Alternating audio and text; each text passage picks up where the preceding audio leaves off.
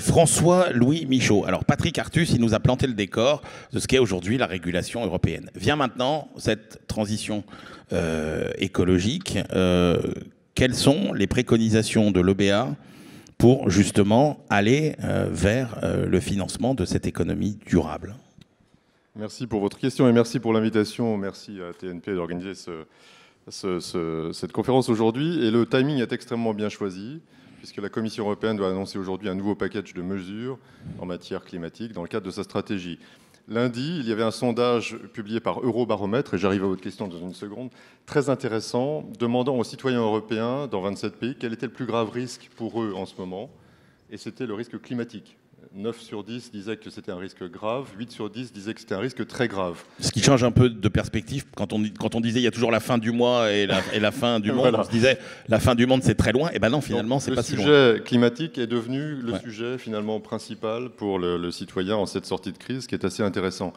2 tiers des gens interrogés dans ces 27 pays prennent déjà des mesures à titre personnel pour essayer de participer à la solution, et de façon intéressante et en lien avec ce que disait Patrick Artus à l'instant.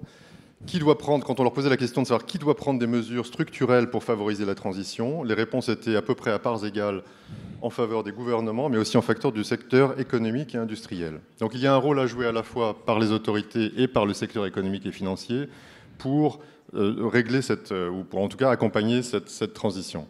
Alors que fait l'autorité bancaire européenne dans ce panorama ? Nous, à l'autorité bancaire européenne, nous sommes responsables de standards, nous développons des standards pour renforcer la solidité du secteur bancaire dans le cadre de mandats qui nous sont donnés par la Commission, par le législateur européen. Et nous faisons aussi des analyses de risques, tels que des stress tests, comme celui qui sera publié fin juillet pour l'ensemble de l'Union européenne. En matière de développement durable, je crois qu'il faut prendre 2 angles. Le premier angle, c'est celui du secteur bancaire, d'un secteur bancaire qui soit efficace.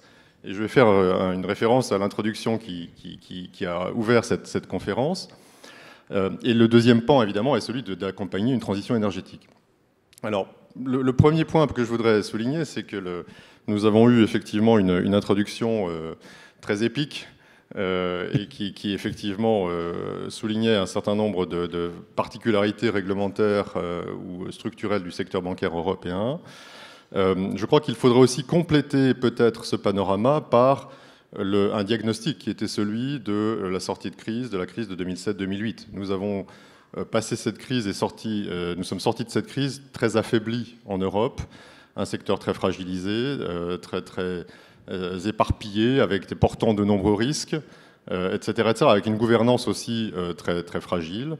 Et je crois qu'il a fallu reconstruire, au cours des dernières années, reconstruire quelque chose qui soit plus solide. Et je crois que le secteur public s'y est employé de façon active et qu'il faut aussi, au-delà du coût de la réglementation, savoir reconnaître les bienfaits, la nécessité de cette reconstruction des fondamentaux du secteur bancaire et du secteur financier en Europe.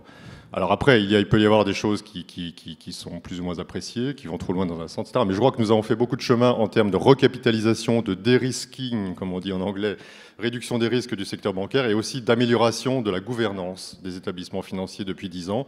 Il faut le mettre cela au crédit, évidemment, des établissements et de leurs dirigeants eux-mêmes, pas seulement du régulateur. Mais je crois qu'il faut le souligner. Nous venons de très loin.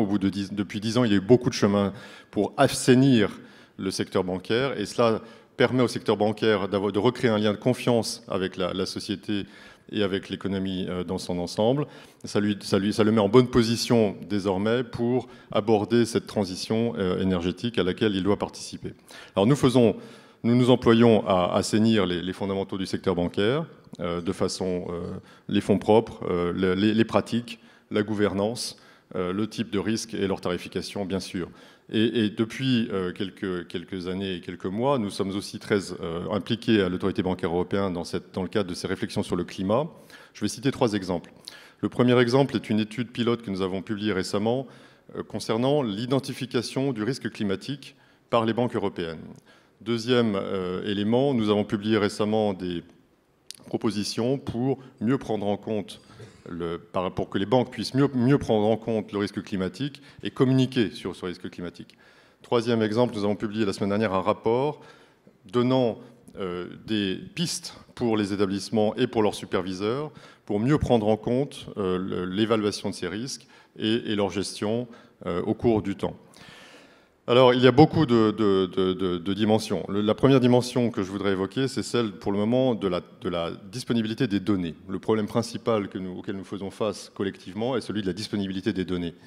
Notre étude pilote qui a été menée avec une cinquantaine de banques dans 10 pays montre que pour la grande majorité de ces banques, je dirais la totalité de ces banques, l'analyse du risque climatique, même pour les portefeuilles les plus faciles à évaluer, ceux des grandes entreprises européennes, reste un enjeu compliqué.